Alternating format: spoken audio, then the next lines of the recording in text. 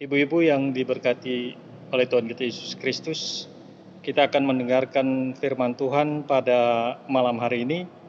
Firman Tuhan terambil dari Kisah Para Rasul 19 ayat 33 sampai 40.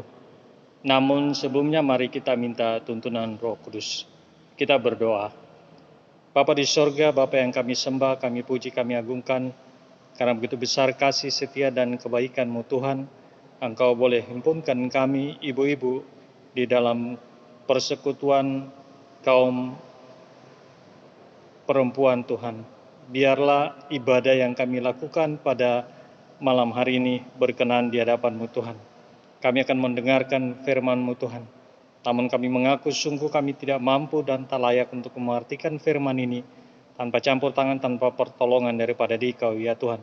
Kali itu Bapa mohon kiranya Roh Kudus Engkau artikan firman ini bagi kami semua.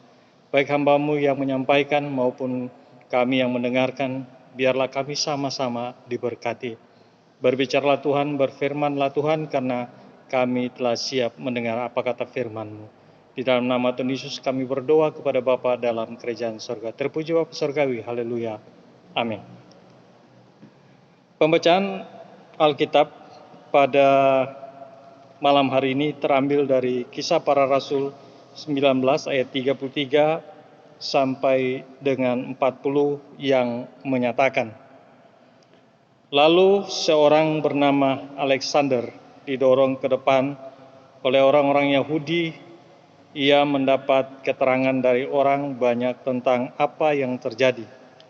Segera ia memberi isyarat dengan tangannya dan mau memberi penjelasan sebagai pembelaan di depan rakyat itu. Tetapi ketika mereka tahu bahwa ia adalah orang Yahudi, berteriaklah mereka bersama-sama, kira-kira 2 jam lamanya, besarlah Artemis, dewi orang Efesus. Akan tetapi panitera kota menenangkan orang banyak itu dan berkata, hai orang Efesus, siapakah di dunia ini yang tidak tahu bahwa kota Efesuslah yang memelihara baik kuil Dewi Artemis yang maha besar maupun patungnya yang turun dari langit. Hal itu tidak dapat dibantah, karena itu hendaklah kamu tenang dan janganlah terburu-buru bertindak, sebab kamu telah membawa orang-orang ini ke sini, walaupun mereka tidak merampok kuil Dewi kita dan tidak menghujat namanya. Jadi jika Demetris dan tukang-tukangnya ada pengaduannya terhadap seseorang, bukankah ada sidang-sidang pengadilan dan ada gubernur? Jadi hendaklah kedua belah pihak mengajukan dakwaannya ke situ. Dan jika ada sesuatu yang lain yang kamu kehendaki, baiklah kehendakmu itu diselesaikan dalam sidang rakyat yang sah. Sebab kita berada dalam bahaya akan dituduh bahwa kita menimbulkan huru-hara pada hari ini, karena tidak ada alasan yang dapat kita kemukakan untuk membenarkan kumpulan yang kacau balau ini. Dan dengan kata-kata itu, ia membubarkan kumpulan rakyat itu. Demikian pembacaan Alkitab. Berbahagialah semua orang yang mendengar firman Tuhan dan melakukannya. Terpuji Tuhan Yesus. Haleluya. Ibu-ibu yang diberkati Tuhan kita Yesus Kristus, pada malam yang indah ini kita telah membaca bersama-sama dari Kisah Para Rasul 19 ayat 33 sampai 40, yang kalau kita melihat dari tema yang diberikan Lembaga Alkitab Indonesia, Demetris menimbulkan huru-hara di Efesus. Dan tema yang ada pada SPU pada malam hari ini yaitu selesaikan dengan jalur yang semestinya. Ibu-ibu yang diberkati oleh Tuhan kita Yesus Kristus,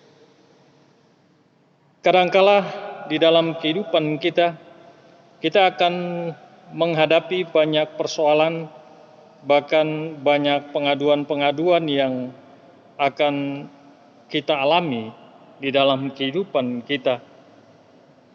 Kadangkala pemaksaan kehendak dengan cara dan aturan sendiri tidak dibenarkan. Ibu-ibu yang diberkati Tuhan kita Yesus Kristus, kita melihat di sini bahwa pada bacaan kita, di sini kita melihat bahwa Demetrius ini mengadukan Rasul Paulus dengan segala macam cara bahwa mereka sudah melakukan sesuatu yang tidak benar, sehingga itu mereka diadukan ke mahkamah pengadilan. Tetapi apa yang terjadi? Ternyata di sini kita melihat bahwa ada sesuatu yang salah, bahwa ternyata Rasul Paulus dan orang-orang yang bersama-sama dengan dia itu tidak melakukan sesuatu yang membuat atau menghujat daripada dewa-dewa daripada bangsa atau orang-orang Efesus. Sehingga di sini kita melihat bahwa panitia menyampaikan kepada mereka supaya mereka harus melakukan pengaduan kalaupun mereka tidak menyetujui hal demikian. Ibu-ibu yang diberkati Tuhan kita Yesus Kristus, jika ada keinginan atau mau menolak hal yang tidak sesuai dengan kehendak, maka sampaikanlah menurut aturan dan jalur yang telah ditetapkan.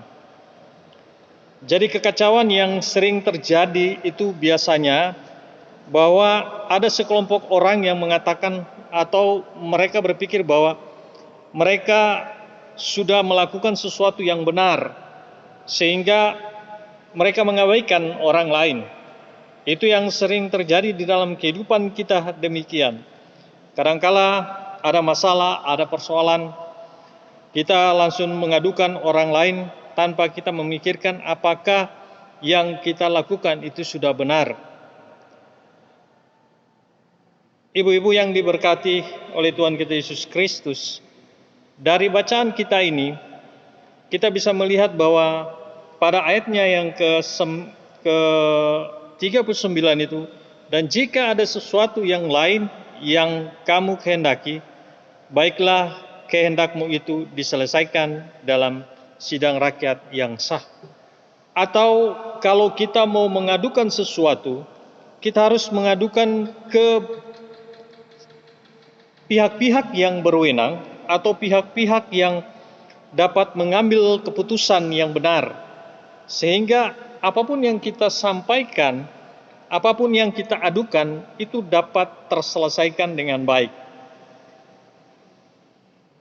Kalau kita lihat selama ini di dalam bangsa kita, bahkan kadangkala terjadi unjuk rasa di mana-mana kita biasa lihat.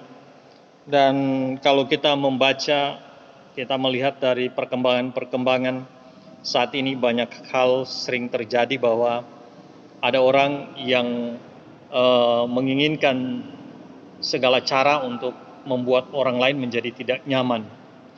Dan itu memang sering terjadi di kehidupan kita di dalam berbangsa dan bernegara. Tetapi mari kita melihat bahwa setiap kebijakan yang diputuskan pasti ada pihak-pihak yang merasa tidak puas. Dan itu memang yang sering terjadi di dalam kehidupan kita. Kadangkala kita mengadukan seseorang, kita berharap bahwa keputusan yang diambil akan membuat kita menjadi tenang. Tetapi kadangkala ada pihak-pihak tertentu yang merasa dirugikan. Oleh sebab itu, kalaupun kita memiliki masalah atau persoalan yang ada, jangan kita cepat mengambil tindakan atau mengambil keputusan yang tidak sesuai. Tetapi mari kita melihat apa yang kita sampaikan atau apa yang kita adukan itu sudah sesuai dengan yang dianjurkan atau tidak. Untuk itu, ibu-ibu yang diberkati Tuhan Yesus, biarlah kita dalam kehidupan kita, sebelum kita bertindak, sebelum kita melakukan segala sesuatu, kita harus pertimbangkan baik-baik. Apakah yang kita lakukan itu sudah benar? Ataukah yang kita lakukan itu menimbulkan huru-hara? Bahkan mungkin kita melakukan sesuatu yang membuat orang lain juga merasa dirugikan. Biarlah dalam kehidupan kita sebagai ibu-ibu, kita pun bijaksana di dalam mengambil keputusan, bahkan sikap yang harus kita ambil di dalam kehidupan kita. Kita jangan cepat melakukan sesuatu tanpa memikirkan sebab dan akibatnya. Biarlah firman Tuhan pada malam hari ini menjadi kekuatan bagi kita semua untuk kita bijaksana di dalam mengambil segala tindakan, dan apapun yang kita lakukan, biarlah kita melakukannya seakan-akan kita melakukan untuk Tuhan kita Yesus Kristus. Terpuji Bapa Surgawi. Haleluya. Amin.